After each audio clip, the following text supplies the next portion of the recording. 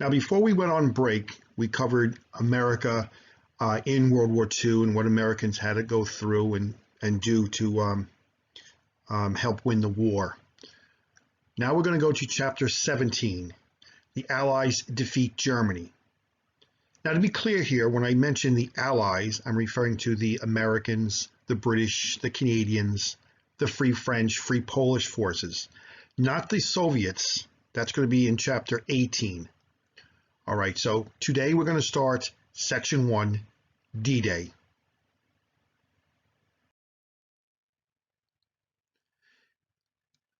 The Normandy Campaign is where we begin. In 1944, the British and Americans knew they would be invading France, but so did the Germans. Problems Germany had at the time? Well, one, Germany was already losing on two fronts. They were losing to the Soviets in Russia, and they were losing to the Allies in Italy. Two, Mussolini had drawn Germany into too many unnecessary battles that have drained the German forces. And three, Japan has done nothing to help Germany. Now, Germany has few troops to spare, but they had to prepare for a third front.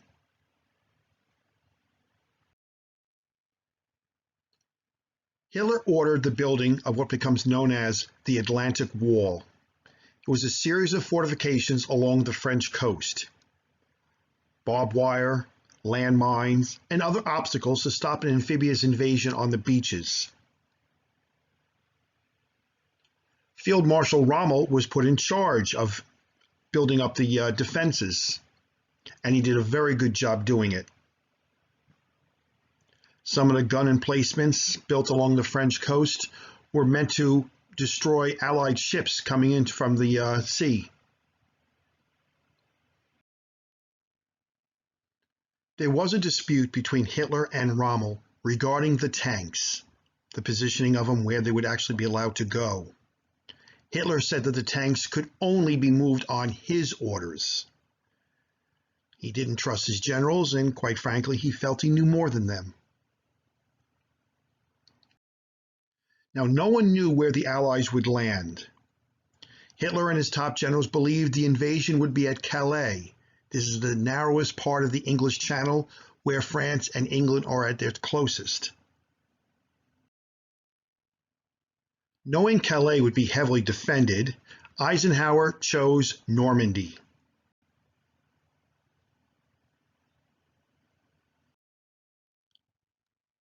Operation Overlord.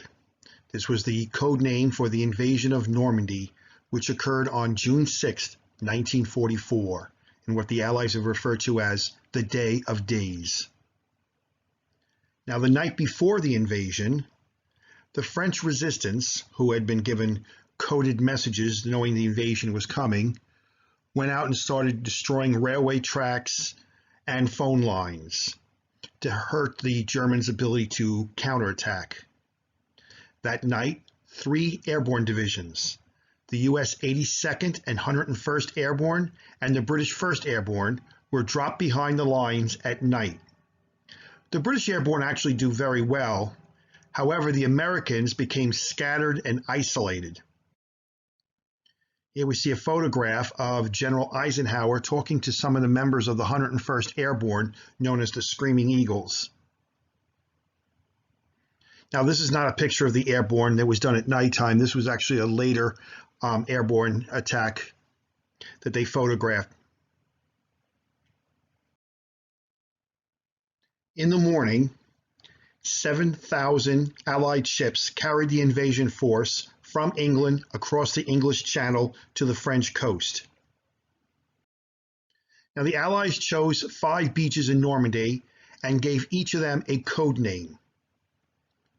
The U.S. would land at Utah and Omaha beaches. They were further west.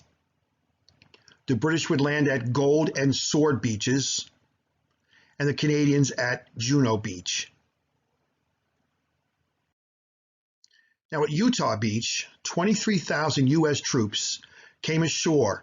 The casualties were very light, only 197, and they moved inland pretty easily. 30,000 British land at Sword Beach. Very light resistance, and they get on shore pretty quickly.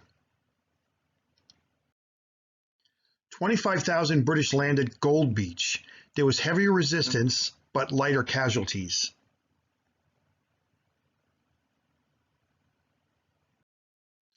15,000 Canadians land at Juno Beach. This was the second heaviest defended beach, but the Canadians do very well.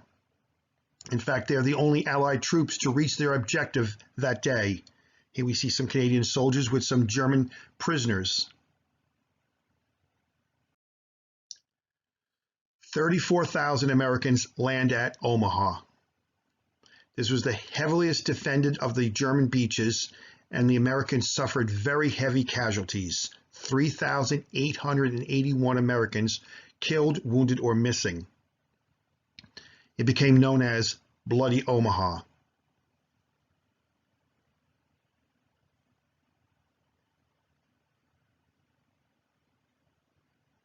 This is the picture of the next day of all the LSTs that have crossed and brought over reinforcements.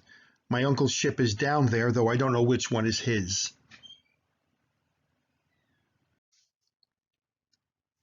Now the Germans are totally caught by surprise by the invasion. There was bad weather, and they really did not think there would be an invasion during the bad weather. In fact, Rommel had gone back to Germany. It was his wife's birthday. Now the German panzer counterattack was delayed.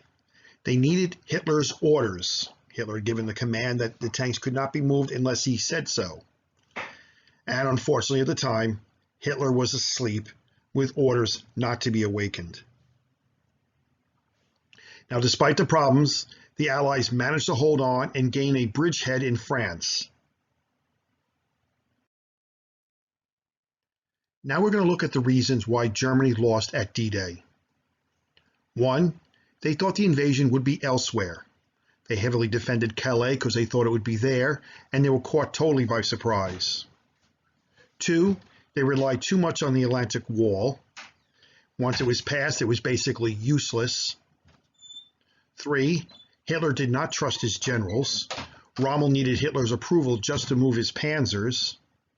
And finally, 4, Germany totally underestimated the Allies. Despite the invasion at Normandy, the Germans still thought it was a diversion. German high command believed Patton would lead the real invasion at Calais. Now, Patton would be given a new command, but wasn't part of the D-Day invasion. Their main force, the German 15th Army, was kept at Calais, waiting for an invasion that was never coming.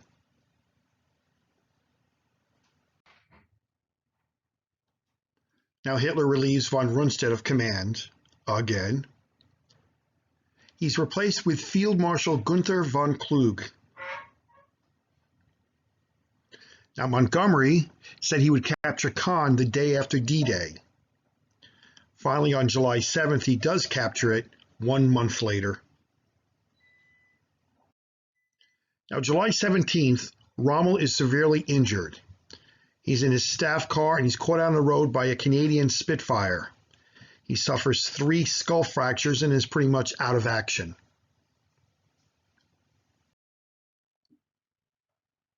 The last thing we're going to talk about is Operation Valkyrie. On July 20th, 1944, about 5 weeks after the D-Day invasion, a group of German generals and political leaders attempt to kill Hitler.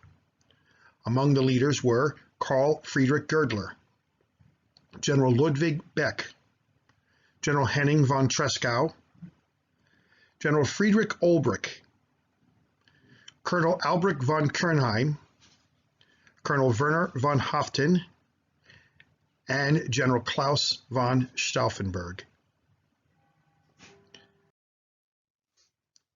Von Stauffenberg, who was in a staff meeting with Hitler and the other generals at Hitler's headquarters, known as the Wolf's Lair, in Poland, leaves a bomb in a briefcase.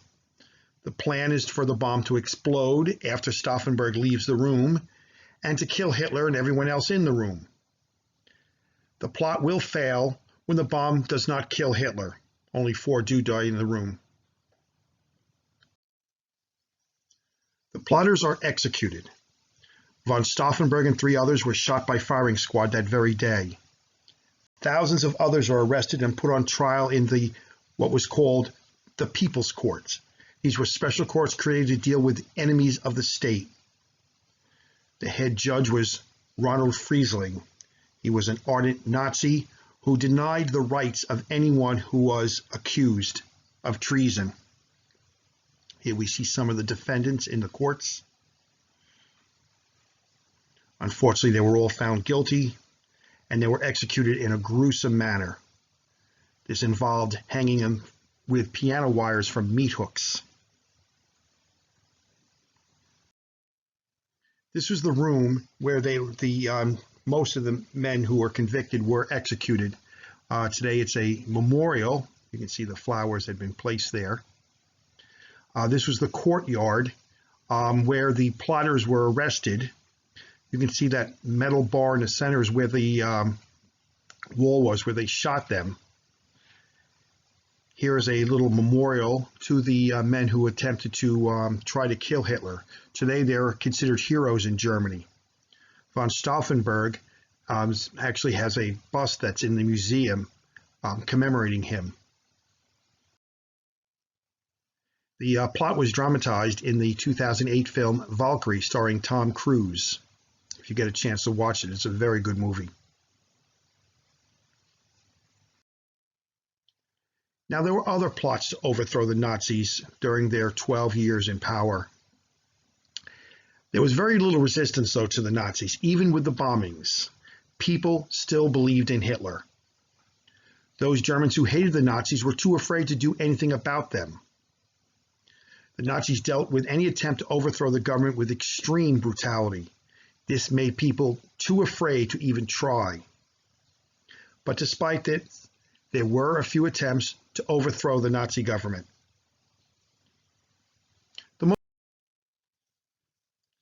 One of the other famous attempts to overthrow the Nazis was a movement by college students from the University of Munich known as the White Rose. It was started in 1942, led by Hans Scholl and his sister Sophie. They and a group of students felt Hitler was leading the country to ruin. They organized a non-violent resistance movement. Unfortunately, on February 8, 1943, they were caught distributing anti-Nazi flyers around the University of Munich. The Scholls, along with others, were quickly tried, convicted, and executed. The common form was beheading.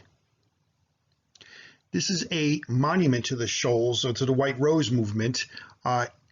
In Munich, we were here back in 1999.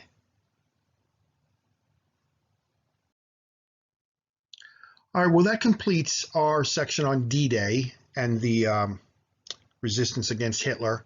Hope you enjoyed it. Enjoy the rest of your day. Goodbye.